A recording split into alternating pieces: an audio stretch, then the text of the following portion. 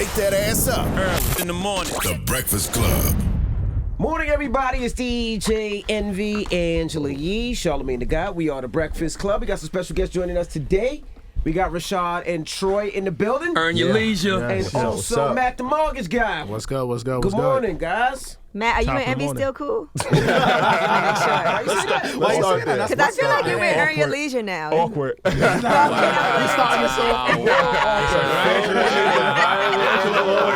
She always I thought this whole financial literacy thing was all the movement. I thought everybody was together. I don't really mess with that like that. You know, he's from Jersey now, so you know what I'm saying. So we don't mess with Jersey guys. Matt's from Long Island. Every time I have somebody in the industry or anybody that needs a loan. I was kidding, Envy. I'm just saying, but I call Matt all the time. I speak to Matt more than We just spoke yesterday. We spoke yesterday. Yeah, my daughter's buying a condo in the city. And Matt's actually doing. But you always shout Matt out. Matt out. All the time. I don't know what she's talking about. But Get rid of the tension. But Matt has helped a lot. But honestly, Matt has helped a lot of people in this industry: artists, rappers, R&B singers, activists. Actors, actresses, a lot of people. Earn your leisure. Now, for people that don't know, like he's the go-to person for getting their mortgage. So if there's something wrong or there's a key that they don't have, a lot of banks won't take people, but he's able to help people fix their stuff so he can actually get them loans. So I always call Matt first. What's the sauce, Matt? Tell him. What's the sauce? Yeah. The sauce is just being true and honest. You know what I'm saying? And moving in silence. Like he says, a lot of people I help, but you don't see it on my gram. You know, I think that's first and foremost. You know, I'm not out here to spread anybody's business or anything like that. My first and foremost goal is to help people achieve their real estate goals and being their go-to source, because real estate wasn't taught in our communities growing up. Half of the people that we all follow and we buy their music and things of that nature, when we really speak to them, they have no clue about real estate and financing at that. So I just want to be able to provide that information, give them the real information, and ultimately help them get to the closing table, and that's going to help them build wealth. So the source for me is just being honest and open. You know, and me and Envy connected a couple years ago, and I told him, like, I didn't even want to speak at the seminar. They'll tell you, like, I told him no several times. Like, I just want to be at the table and talk to the people. And he kind of forced me to speak, and I'm glad he did, because now, you know, I'm on the Breakfast Club 4 times now because of him forcing me and me stepping outside of my comfort zone. I only fought Matt one time. Twice. Wow, what happened? Who's counting? You know, because I was fired twice. because what happened with Matt was, you know, when the whole thing took off, when we started doing the seminars, it helped a lot of people in their business. It helped the credit dude, Jose, and it helped Matt. And Matt posted one time that he was getting so many people. He was like, it was like, I think like June.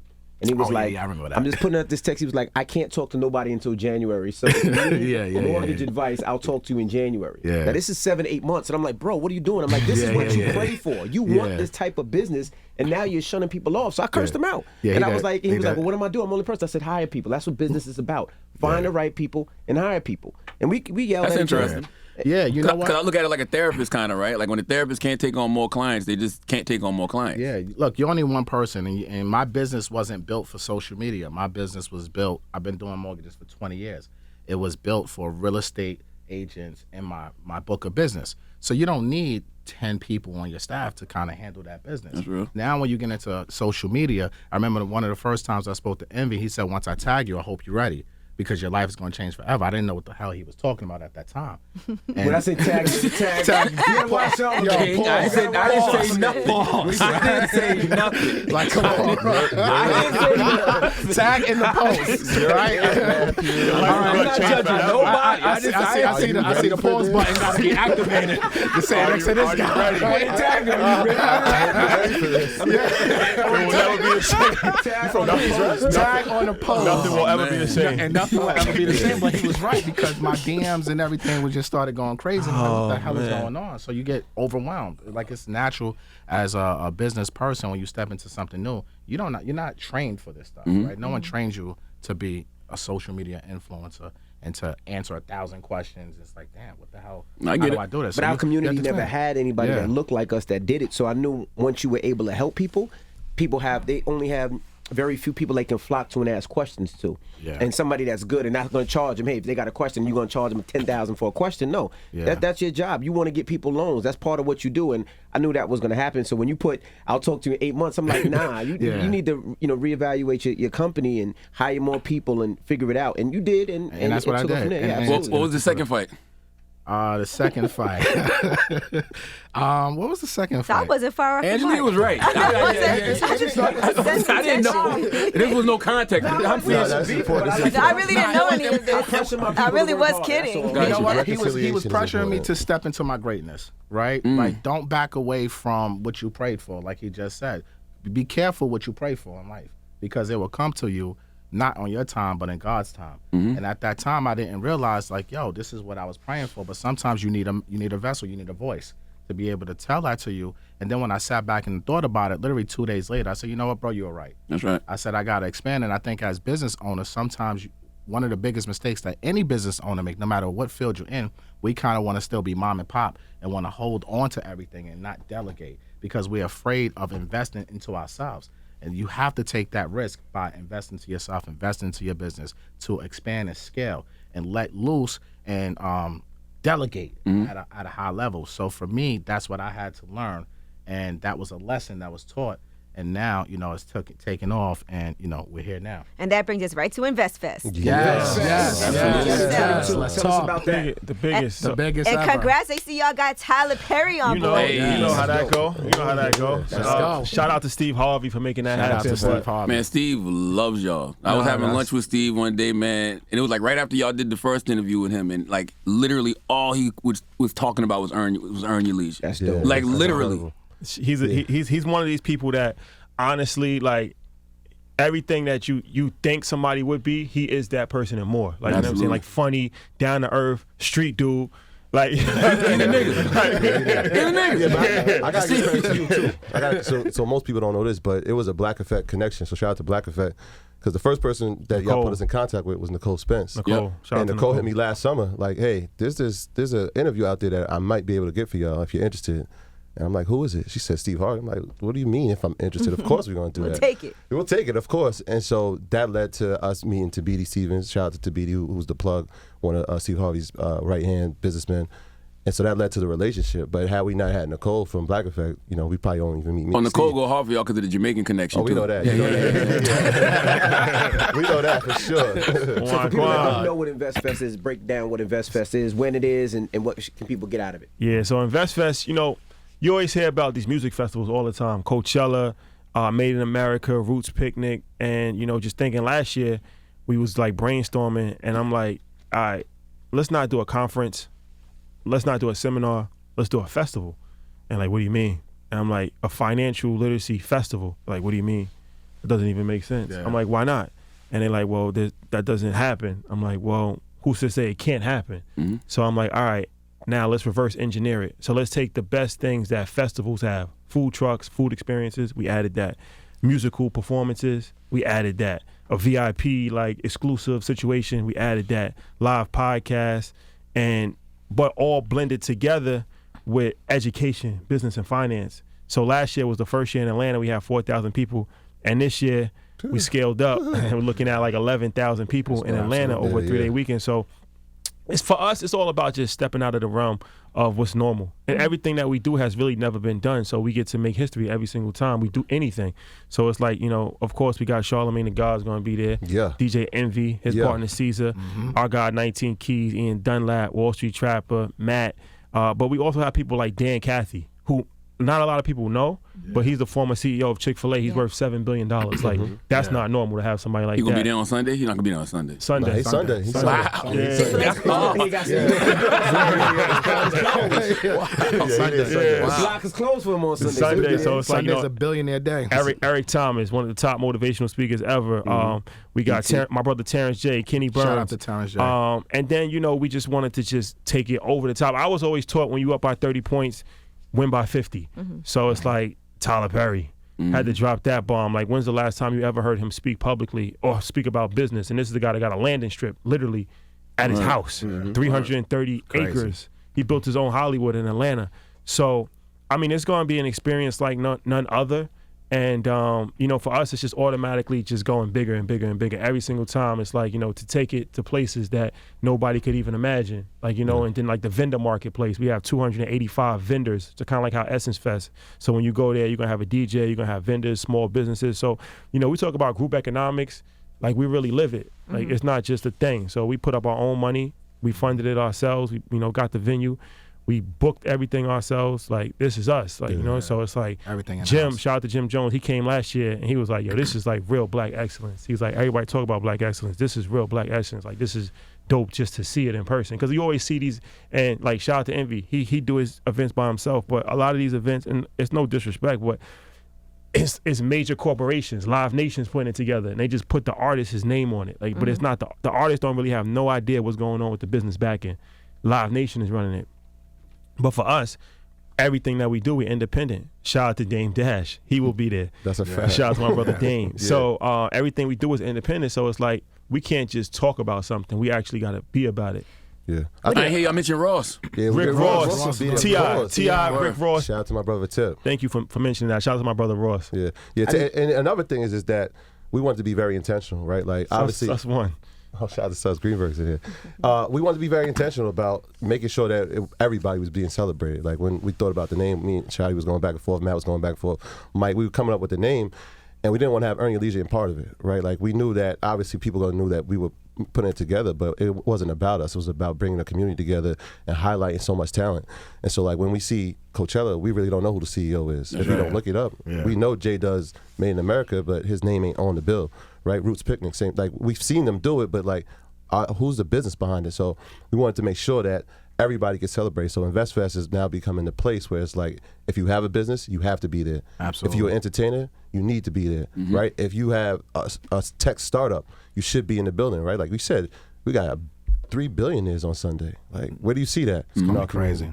And so it becomes a place that you have to be, kind of like how Essence Fest was and still is. Yes, we want to do that for business. I want to ask y'all a question because Gilly the Kid had some things to say about Ross the other day, and he said something. He was like, why would you buy a cow? Now I'm from the country, so I understand investing in livestock. Could y'all just explain why that is a good investment? First, shout out to $1 Million for Game, Gilly and my Wild. guys, love them. And shout out to Ross. We're friends, both we're neutral in that situation, but I think he was a little misguided in the statement because one of my friends, Wall Street Trapper, actually was intricate, and shout out to Kiana Watson, her husband, and it was actually a bull. But it's a misguided statement because, Rick Ross, he has 100-something acres, and agriculture is real big. That's and right. it's something that we don't really fully understand or appreciate in our community. And it's like we're consumers a lot of times, right? And we eat food, everybody eats food, but we never think about who's actually making money off of this, right? So it's like when Jay Prince has a ranch and he has hundreds of cows. Yeah, hundreds of cows, and making $700,000 a year off of hay. Like, you know what I'm saying? That's like, these are things that, especially, coming up in urban environments, the city like Philly and New York, we never think of that. But that is something that we need to get more into. So I actually applaud Rick Ross for doing that and for showing it, right? Because, Ross is one of these people that always shows love to the entrepreneurs, the young entrepreneurs like us. Like, he does a lot of stuff behind the scenes and shows a lot of love, and it's genuine. So I think that was a learning opportunity, and hopefully more people can actually, take farming and agriculture serious, because we need more black farmers. Like, you from South Carolina, you understand that. And, there was a point where there was a lot of black farmers, and now there's hardly any black farmers. And it's like, even like what Minister Farrakhan said, like, you can't control your food, then that's like one of the most essential things in life, right? So it's like we always have diabetes, high blood pressure, all of that, but a lot of that is coming through the food that we're eating, and a lot of the reason is that we're not controlling the food. So we just are getting foods with chemicals, and that there's not slaughtering the animals correctly. So shout out to Ross, man. Shout out to Ross. I think it was taken out of context. I mean, because when people see Ross, it's like, one week you see him doing the Jamaican stomp, and now he's doing the cows, and it's like, nah, he's actually a great businessman, and he has great people around him and advising him. As far as investment, he's telling you about it. Yeah, that's a tax write-off number one. But even from an investment standpoint in the market, like, we know that a recession is here. We know that food prices are rising. Well, we're going to eat, right? Like, that's one thing we're going to do during a recession. We're still going to eat. That, so why wouldn't we invest in agriculture? Right? If Matt, to tell you this, if you have agriculture on your property, your taxes probably go from $250,000 a year Absolutely. to $5,000 a year. Absolutely. So it's a Depending tax on write-off. what agriculture that you have. So I'm sure with Ross's mind frame, that's probably why he has absolutely. That's exactly why he's doing it. But look at the promised land. Look how big it is. is. Like, why wouldn't you have it there? Yeah. You know, you have the space for it, and you get the tax benefit of being a business owner, because that's what the tax code is made for. It's there to help business owners and real estate investors, right? So why not take full advantage of it? Because I'm about to put some roosters in my backyard. and everything y'all saying is true. And I'm glad Rashad touched on the Minister Farrakhan aspect of it, because with all of these food shortages happening, you're going to want to have some livestock. You're going to want to know how to grow your own foods on your property. Absolutely. So, yes, that's why you buy a cow. So let me ask you a question. There was I seen a clip that you posted. Here we go. Which one?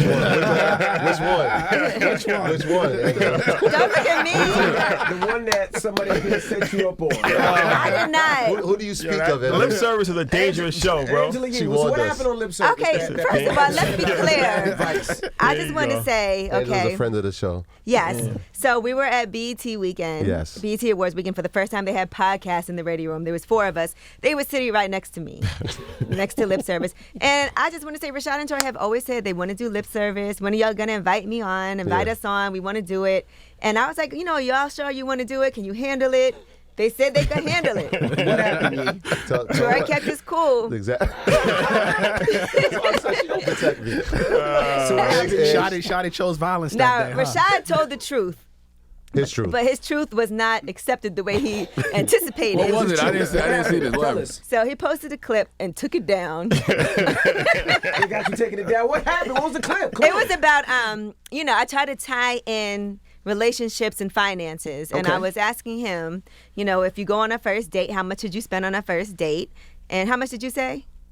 Let me get a full context of it, because it's a big platform. So what I was saying is this, right? First, they asked me. I wasn't going to bring this up. She asked. Envy always stirring the pot. They asked me what I'm doing personally in my life at this point in time, right?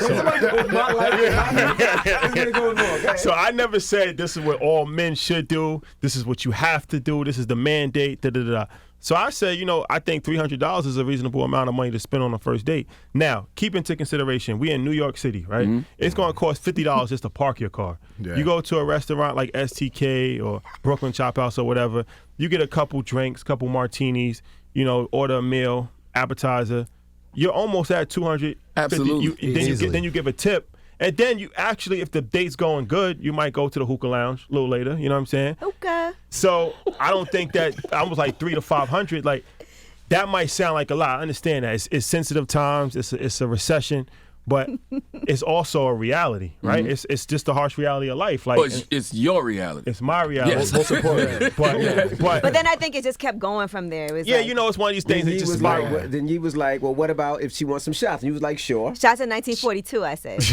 And then you said, $40 shots. Then you said, what about if her friends come? Now let me explain that. So that was the one that triggered a lot of people. So she said, what if her friends come? Do you pay for the friends? And I'm like, yeah. So I've never been on a date ever in life where somebody's brought their friends to a date. So I don't think that's normal. What I was referring to you said is it's like vibes. Well, what I was referring to is that if you out, right, and you might go to dinner, whatever, and then it's like, all right, let's go to a club. I'm having a good time. Let's go to a lounge. All right, you go to a lounge. Her friends is at the lounge. And it's like, yo, all right, what we drinking? I'm gonna buy. I'm not gonna be the guy that's like, I need $20 from you. I need $15 from you. Let's add it up. Yeah. Like, you know what I'm saying? Rashad always does pay. Like, Troy and Rashad, like, if you go out with them. Trying to say tricks? What you say? No. I'm trying to say that it's very nice. They don't have to, but, they Rest in peace to Kevin Samuels. And then he posted a Kevin Samuels clip. Yeah. He took his post down and posted Kevin Samuels. Because there was nothing that he could say, because he's the godfather for that whole movement. So when he was like, it's up to us men to do better research before we take women on date. Mm-hmm. So if you think a girl is a date scammer, I didn't know there was a whole culture. A dinner scammer. A dinner scammer, yeah. Then that's your fault for getting scammed for dinner. Like, you know what I'm saying? You should already have done your research before you taking a girl out to eat. Mm-hmm. What's a dinner scammer? who's going to dinner just to eat. I want a nice meal. I want an STK vibe. I'm hungry. Who could I call? Yeah, basically. So I'm trying to figure out why people was mad because they can't afford the $3 to $500. Basically. We're still trying to figure that out. She's supposed to be giving people They said financial advice. They said it was bad financial advice. $600 a date. I'm glad you said that because that's a common misconception where it's like, A, they're like, yo, times have changed. I was a financial advisor before this. Is that? You can hear it. We can hear it, Eddie. Oh. We can hear that. He's looking around like we're crazy. I was like, let me cut my phone off. You said you were a financial advisor before. I was a financial advisor before. So sometimes people think like just because you get on the internet like you was homeless. Like, nah, seriously, like I already had money before this. Like seriously, like so it was like my first car was an Infinity, then it was a BMW, then it was a Mercedes. You see this nice manicure, okay? Talk. Nah, I'm being honest. Yeah. I can only say like, what I'm gonna do? Lie to you? I'm being honest with you, right? So it's like I already had money before this, so I've been had $300 dates before Earn Your Leisure. Okay. No, I'm just being honest. So it's like sometimes they look at it like they have a perception of you, like, yo, you gotta be financially frugal. That's why it's assets. So it was no like movies with the Applebee's discount? Nah, it was never that. No 2 for $20. But that's why it's assets. But that's why it's assets over liabilities. Because I'm not an extreme person. I always was into fashion my whole entire life. Like I always would like nice things my whole entire life. Is that Sergio Ticini you have on it? Yes. Okay. It is. You know the vibe. So I think Don't act like that. Man. Stop acting like she's outside. Yo, she's on one. She's on one. What y'all give her, man? She had shots in 1942. That's crazy. On the wake, but I think sometimes people. I spoke to 19 Keys about that because he did the BT and people was in his comments like, damn, you sold, because people look at him like Black Power. They're like, you sold out, you speaking to the enemy. I'm like, he's speaking to artists. Like, y'all put people in a box and think like this is who they are. Like, nah, that's not. And then complain when black people don't have proper representation. Like, well, we don't have proper representation on TV, but then when there's 19 Keys there, well, why are you doing that? You selling out. Exactly. Like, what do you want? Exactly. So it's like I think it's important for us to just be ourselves. Yeah. And me, Troy, Matt, we just regular people like. Who act their wage. Exactly. Just act your wage. That's all. That's what I get from all of this. Just act your wage. Yeah, you don't gotta be extreme. I was just mad you took the clip down. It was fine. Well, it was good promotion for lip service. I told you it was gonna be I good. said, when we go on there, it's gonna be crazy. Now they got to invite us to the leather couch. Well, we can't wait till you guys come on the leather couch? messed up leather couch. Yeah, leather yeah. couches. Yes. Can't wait. Looking forward to it, man. Yeah, what else is going on in this world as far as investment? I see interest rates going high. I see crypto down. Talk about real estate, man. Stocks. What's going on? Where should people put their money? Should they park? Should they wait? What do y'all suggest? Look, I think one of the best investments of all time will always be real estate. I'm with you. You can't go wrong. If the stock market goes up, down, left, or right, if the housing market goes up, down, left, and right, your property doesn't disappear. Right, you can still go and touch it.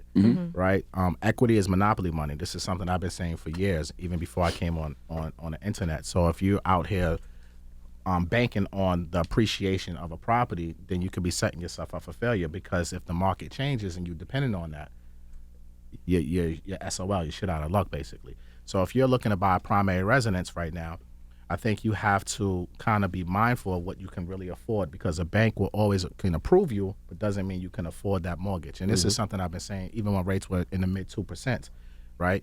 Don't approve eligibility and affordability is two different things. So if you're looking to buy a house in today's market, you got to have reserves. You got to prepare for any expenses that might come up. If you're looking to buy rental properties, even if you're going to live in a property, tenants ain't guaranteed to pay you anything, right? So you got to make sure you can afford to buy that property and maintain it.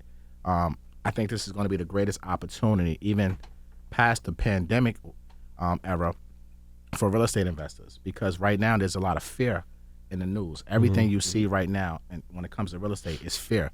But what did Warren Buffett say? He said, when people are being fearful, be greedy, right? So this is the time that investors will be able to go out there and really build up a nice portfolio, even with interest rates going higher, because the demand of the regular everyday home buyer, they're going to sit on the sidelines, because they're going to sit there and wait for the market, right? And you can't time the market. You can't. You can't. My real estate attorney definitely told me, he was like, Angela, just wait a minute before you buy anything else now. I mean, but you're established, right? else. You're in a position where you can afford to be patient. Yeah. You don't really have to go out here and just say, I'm going to buy real estate just to buy real estate, right? You're in a position you can do that because you already own. But I think for the first-time investor or the person who may have 1 or 2 properties and you continue to looking to grow, this is your time right now. Because if you look at all the stats that's coming out, home buyers are taking the back seat right now. They can't afford these 6% interest rates, which soon will be 7%. I mean, you can get the 7% rate right now if you got a low 600 credit score, right? If you have high credit scores right now, you're mid to high 5s right now on a 30-year mortgage. So a lot of people are going to take a step back from that. What does that do? That leaves opportunity for the investors. You're going to see more institutional money hit the streets. You're going to see more foreign money hit the streets. Why? Because people are going to rent. And look what's up and stuck right now. Rent. The average rent is over $2,000 nationwide right now. Sky high right now. And that's going to continue to go up. Like, when was the last time you seen rent declining? No, never. Never. During the pandemic, early on the pandemic, it did for In New York City, yeah. In New York City, yeah. but that was a unicorn type of situation, right? Unless COVID 2023 comes out, right? Let's hope not. Let's hope not. But I feel like Let's hope not. I feel like they forcing people to purchase homes because with rent so high. Like I called back. My daughter's actually buying something, but I called Matt, and the reason I was forced to do it is because her rent shot up $500 a month. Yeah. And I was surprised that they could do it. And everybody's telling me that their rents are shooting up. And I know, me owning a couple of places, the rent goes up, but not to this rate. But it's ridiculous where you have to buy because it's costing you more to rent. Well, let me ask you this. And Envy, evictions are crazy right I now, put a too. post on Instagram the other day. I don't know if you saw it. In the UK, they rolling out 50-year mortgages. I think that's good. I think that's a good idea. I think that's good. They used to have that back in the day during the Wild Cowboy days. There was 40-year mortgages, 50-year mortgages. Hell, I think that's good. I wish they'd give me a 100-year mortgage. And those people's I'll rates put all my because- properties You in know a what's 100-year crazy? mortgage. I hate a long mortgage because I hate paying all that interest up front.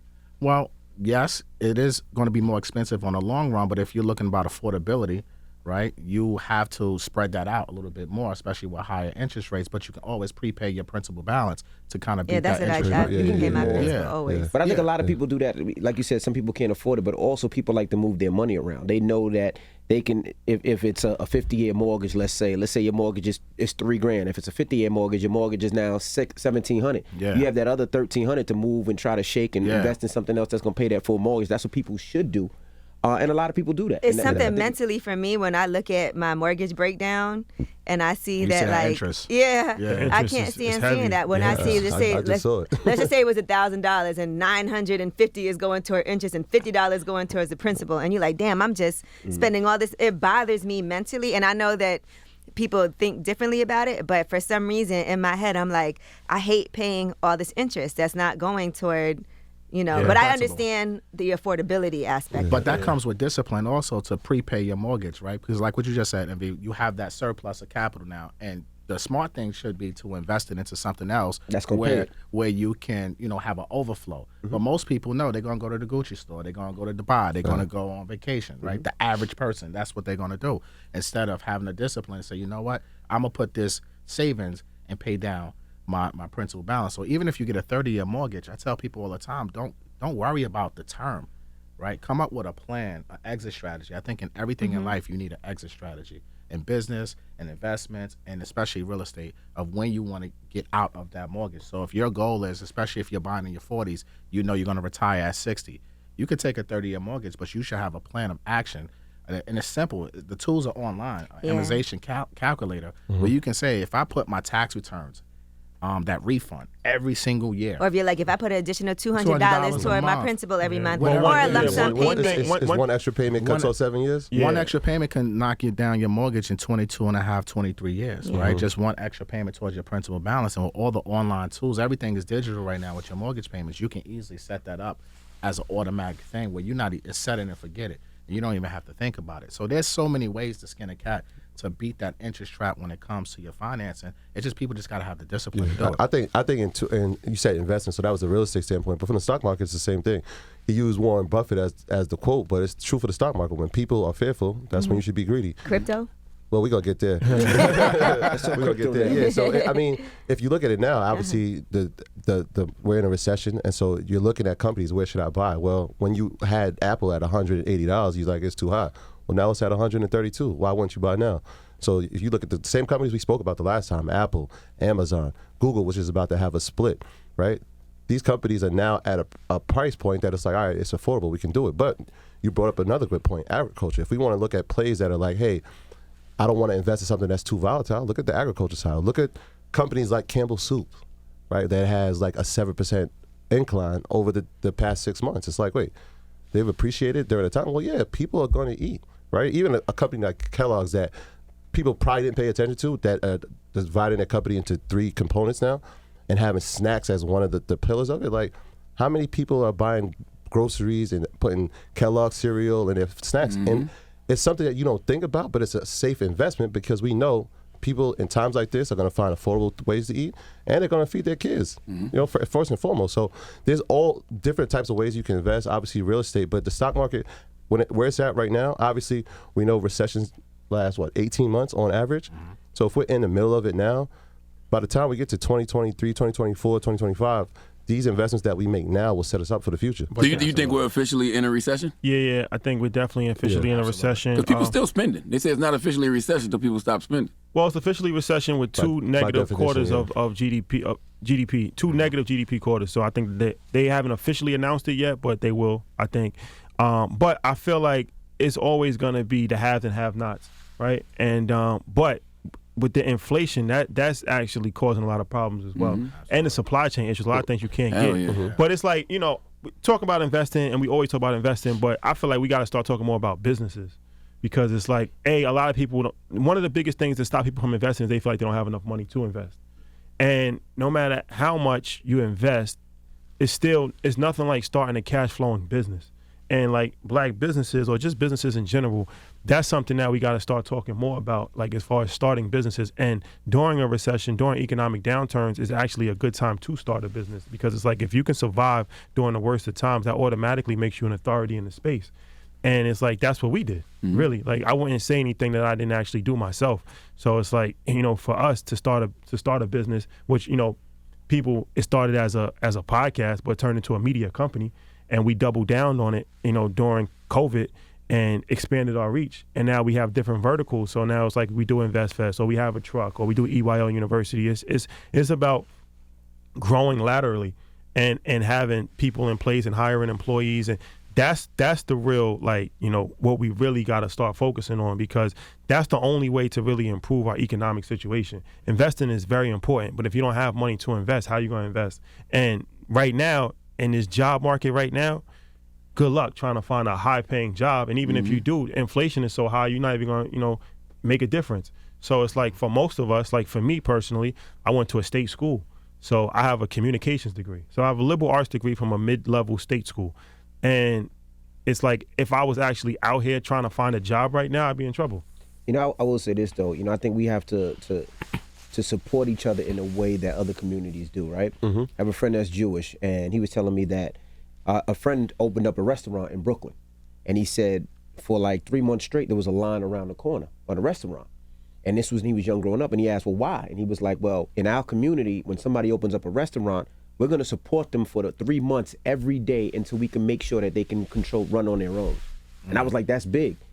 He knows for the 3 to 6 months that he has a built-in crowd that's going to support his restaurant and make sure his restaurant is good. And he said even if the food is bad or even if they have bad service, he said it's still a line around the corner, because all we care about is making sure that he's good. If he's good, his family's good, and that money stays in that community. We don't do that enough as our people. Well, you know, I think it's starting to happen now. It's starting to happen, but it's also part of tradition and culture too. Like, so a friend of mine is Indian, and he got married. And, you know, Indian weddings, if you ever been, it's like a whole week of celebration. So when I went to his wedding in Jersey, he was saying his father-in-law owns like a motel chain. So if you know anything about Indians in the motel industry, they own like 70% of the motels, especially on the East Coast. So he was explaining to me the situation, how they do it. So he's like, they come and they like, one person will get a motel, right? And they work the motel, and then they bring the other family members from India over. And then all of the family, they have no choice but to work the hotel. And they like have different positions in the motel. And then they save the money, and then they open up another motel. So it's like the brother will take the other motel, and then the family will come. And it's like a domino effect. Like they do it one by one by one. And then like before you know it, now they have a monopoly on the motel chains. And it's like, who's really thinking about owning motels? It's like gas stations, like, you know what I'm saying? So it's like you find a niche area, and then you use family, and you keep the money within, and now you actually just grow from there. So that's something that's very important. And it's like, for us, even having family, right? I feel like if my son has to find a job when he's 16, I failed. as a business owner, because it's like, what's the point of doing all this work, staying up, traveling, all of that? Like, if you want a job, come work for me. Yeah. I agree. That was one of the things. Like, even from like teaching, like they was all like, "Yo, man, you can't teach. Like, you're too special to be like in that side of a school." And I would be sitting there like, I could work here for 25 years, right? It won't guarantee that my son can get an interview, right? Like, I watched my dad work for 40 years in the city. I don't even know where it was at. It didn't guarantee me anything, right? And so when we start thinking like that, it's like, well, what are we passing down, right? If my name is not on it, I can't give it to him. So if my name is not on that school, it can't guarantee that he gets a job there. But there's a guarantee that if we create something, we can pass that down to our kids. Now, they could choose to say, look, I want to do my own thing, which is great, right? Let's extend the legacy even further. Or they could say, look, I love what you're doing, Dad. Can you pass the torch? Is there a position for me inside of this company? And that's something we ain't really see a lot, but it's happening now.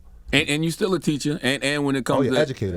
educator, Yeah. and even when kids, you might can't pass them a job, but you got so many different connections. If they want to go do their own thing, you can be like, oh, I know somebody that can help you with that. Exactly. Your network experience. But also with the internet, I think this is the easiest time in the world to be a business owner, right? The information and technology that's available today, it wasn't here when I first came in the mortgage business. There wasn't all of this information and technology. I mean, now you have things like Toro that just got passed in New York. If you have a car, you could put it on Toro and you can make money and now start a rent-a-car business, right? If you own a house, if you're struggling with your mortgage, you could put it on Airbnb, right? So there's so many different opportunities that's out there. You just have to have the hunger and the desire to go out there and search for it and get it. Hell, I know people who sell vegan patties, and so now they got a catering business and they cook it out of their house. And We they sell deliver. vegan patties in our coffee shop from Branch Patty. That's why we And got to they're support your amazing. coffee shop. And that's why, like, look, you're starting coffee shops, you're doing radio, you're doing everything. So there's so many ways to skin a cat in this world that you just have to be out there and be focused and want to get it, because a lot of people just want things to come to them and they're not willing to go work for it. But sometimes you also have to realize that I think one of the hardest parts, people sometimes think that being an entrepreneur is like really sexy and you're going to make money right away. Yeah. A lot of times it's a lot of struggles and it's a lot of stress. A lot of stress, and a lot of anxiety. things A lot do of not businesses pay fail, off, too. and a lot of businesses don't end up working the way you anticipated, and it might take years if you ever even do make some money from it. So, those are all things to Expectations. take into consideration too when you're doing your business plan, or maybe you have to pivot and switch what your business plan was originally, or maybe you have to get investors or partners. There's a lot of different ways that you can try to make it work, but it's definitely stressful. Like, your phone can go off all hours of the night at any time. Every little thing that goes wrong, everybody is hitting me up about it, and I'm trying to find solutions. Even if I can't be there, I'm trying to do my thing, but I'm also trying to make sure that things are taken care of at the coffee shop, at the juice bar, at the hair store. And it's a lot of stress sometimes. And I think that's why this time is so important, right? Because, like, even though you're going through those things, you have opportunity and information around you to say, all right, well, I'm going through these struggles. Who else is going through it, right? And so, like, when you can share your struggles, you could come to a commonality. Like, all right, well, here's what I did when I went through that. Whereas in the past, it was like, we got to figure this out on our own. And most times we fail, right? So when you got a coffee shop and my man got a donut shop he's putting in Brooklyn, he has a different eye for the business that you may not have. And now you have different vision than he might have. He puts that together in his business. Now he's out of here. I already told him, I said, let's put them donuts in the... Shout out to Cloudy Donuts. Nice vegan donuts. Yeah. But talk about crypto. Is it still viable to invest in long term? Yeah, I think crypto, if you believe in anything, you got to have a long-term perspective in it, right? So cryptocurrency, I feel like, is something that, just look at the landscape. You got major institutions buying tons of Bitcoin. You got, it's becoming more and more accessible. You got Bitcoin ATM machines popping up. Now, there's still a long way to go. It's not, mainstream yet. But I think blockchain technology and cryptocurrency is something that's here to stay. And, once again, it's studying history. Crypto has always had crashes. Like, if you study the crypto market, this is pretty normal. Like, it always has crashes. It's an extremely volatile asset, which is why you shouldn't invest anything that you can't afford to lose, and you shouldn't invest anything that you necessarily need. Like, investing is not gambling. That's the thing. A lot of time people say, like, oh, it's like going to Vegas. Like, they say that a lot. Investing is not gambling, because gambling is a game of chance and investing is a game of knowledge. But investing can be synonymous with gambling when you start using gambling principles. When you invest, I gotta pay my rent, so I gotta hurry up. Yeah, and try to I gotta get that back. I cash gotta double out. that back. when you invest not using knowledge, then it is gambling. So if you just buy Dogecoin because every single person is talking about Dogecoin, you don't know nothing about it, you don't understand it, you buy it at the high, now you're gambling, right? Yeah. The problem is so many people, like you said, they listen to people that don't do their homework, right? And that's the problem. That's one of the things that you said. The internet is good, but that's what makes the internet bad as well. Because everybody now is somebody that is a specialist. Everybody right now is somebody that's an educator, and they're educating the wrong people. Yeah. That's why I like your platform, because you bring people that are successful and actually show. Because right now the money's in the not in actual real estate. It's teaching real estate. Yeah. It's not in actually doing crypto. It's teaching crypto. And there's so many people following so many bad examples that really hurt people. Yeah. Oh, that's real. What you should talk about? You said the dentist scam. Yeah. There's a lot of those seminar scams, a lot of expert scams. You know what I mean? Yeah. There's a lot of it going around. Yeah, for sure. I mean, it's like this always going to be that, right? Because it's like there's people that's gullible, right? And that's just human nature, right? It's like it's people that's gullible. And that's happening in every field, not just financial literacy. You got religion, probably the biggest one. You got people that's gullible that's going to give people their money just because they're saying, if you give me your money, you get to go to heaven. They haven't done any research, though. They haven't fully read whatever text that they're supposed to read to understand it. They're just going off of what somebody is telling them. So I always tell people all the time, I thought Market Monday, we say, do your research. Never, even me, Troy, Ian, whatever, like, and we do this every single day. Don't just do something because I said it. Because at the end of the day, I'm not responsible for your family. You are, right? So you could take information, but ultimately it's up to you to actually do the research and then make an educated decision for yourself. But I feel like cryptocurrency is something that is definitely here, but just be careful. I mean, you have the major cryptos like, Ethereum and Bitcoin. Then you got, a few that's coming up like Solana. But, once again, people, instead of trying to invest in those, they'll go for like the one that nobody heard of. It's That's 8 cents. 8 cents, like Get the Hitachi coin. 0.8 cents, because they're like, all right, if this goes to $1, I made it. I made everything. Yeah. But 9 times out of 10, it's going to go to 0. It's not going to be worthless anymore. And I'm only speaking from personal experience. 2017, that's when I first started investing in crypto. And a lot of those cryptos that I invested in, they're not worth anything anymore. Fact. So nobody's perfect. You learn. And as you learn, then you can speak from real life experiences, because at a certain point, we all will get greedy. Like, we'll all say, like, damn, this is tempting. Like, you know what I'm saying? Let me roll the dice. But 9 times out of 10, whenever you do that, and whenever you try to do something to just make money quickly, 9 times out of 10, you're going to lose it just as quick. And the other part is that we're actually telling you, like, listen, we did this, we lost money. We're telling you this so you don't make the same mistake. But when people are in survival mode, they'll take risky chances, right? And the key word is we're saying invest, right? So, when we talk about invest, it's more than 3 days. It's more than a month. I'm talking long term. So we saw we saw Bitcoin go up to 60,000. We seen it pull back to 20,000. They just had a survey. They said it's probably go to 10 before it goes up to 30. Yeah. And so we know that, all right, we're here for the long term. We're not trading on a daily basis because it's such a volatile asset, and people are not even skilled traders. They're just going off of speculation. So, hey, it went to 30. Oh, wait, I got to get it before it gets to 35. When you do that, you're going to lose money. Are you guys buying Bitcoin now, personally? If it got to get a little lower, but if it gets to that 10,000, definitely. I'm in. I'm all in. I'm all in. It's load the boat. Shout out to Ian. Same rules apply for the stock market too, right? It's the same principle. It's the same principle that we said about real estate, the same thing we said about the stock market, same thing about crypto. When people are fearful, be greedy. Right? Get greedy. When people are greedy, be fearful. Right? And there's tools for, like, we even talk to people like, listen, you can go to the CNN.com, they got the Fear and Greed Index. It'll tell you like what the overall synopsis is of investing community, and they'll show you like if it's 0 to 20, people in fear. All right, let me go look at some investment opportunities. When I see it at 69 to 89, I'm like, all right, well, I might need to start coming out of some of these positions.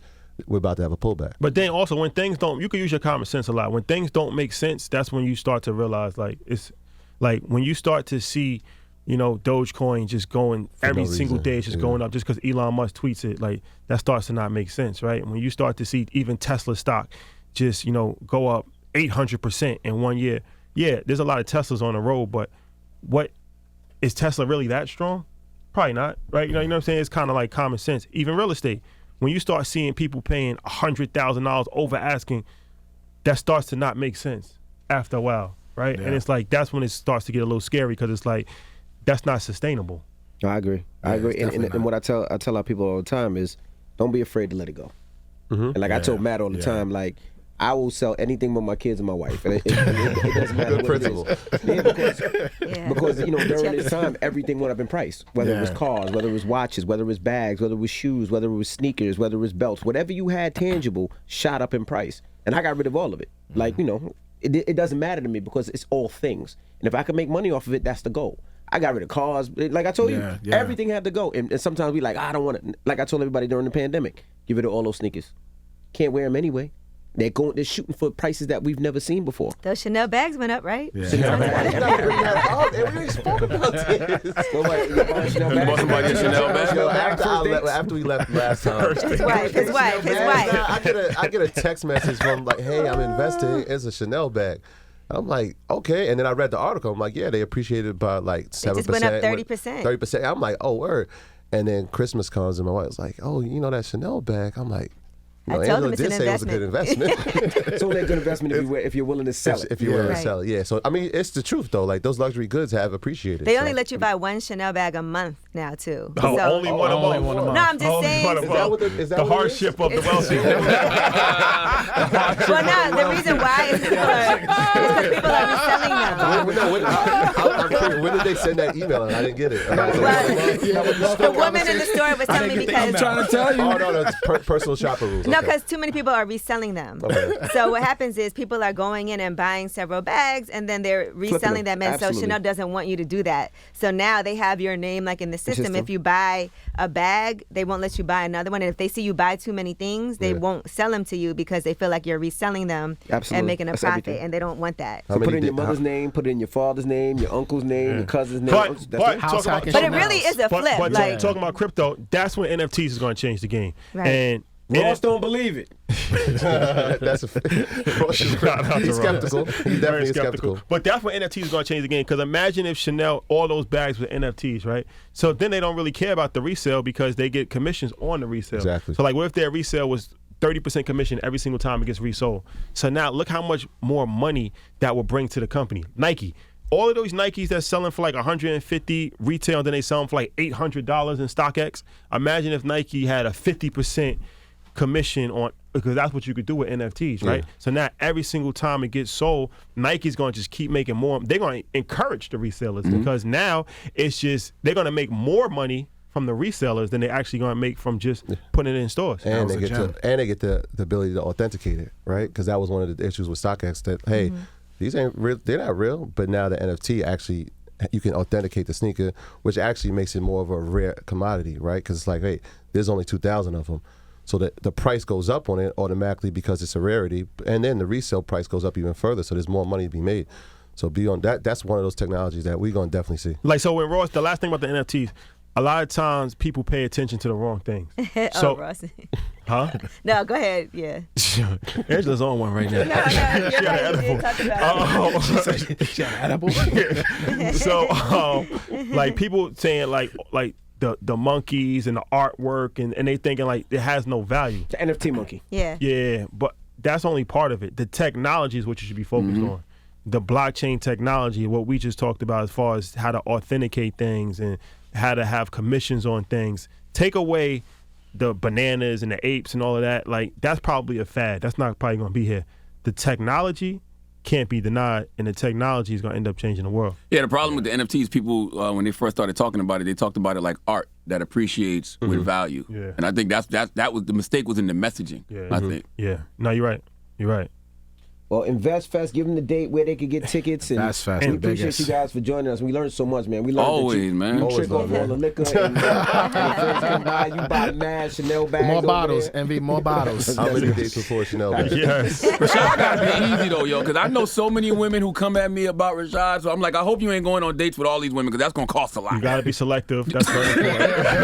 If you're spending 3 to 5 on dates, that's a lot. That can add up. No, it's a very selective process that we it's a filter. that we have to go through. Yes. I'm actually managing that. Oh, yeah. She's actually my manager. Okay. As far as, his dating. So I kind of filter Ye people. DMs about them in shambles. Yeah. Shout out to Kendra G. Why are you doing Yo, the Breakfast Club is all right. You just did her single show. Her reach is crazy. Yo, Crazy. That single show is that big. was hilarious. Yeah, though. I'm shout not out to gonna hold the Kendrick. comment. Yeah, I heard you Crazy. spent 5,000 that week. At least. So before we get out of here, New show concept before on we the get way. out of here, Earn your love. You Earn want to your see love. those? Earn your love. Hold on. Oh, yeah. That's the new show. That's Yeah. hilarious. Yeah, that's it. Earn your love. Earn your love. It's trademark. So what kind of love would you be interested in? What are you looking for? What does Steve Harvey tell you? Wait, can Angela ask that question?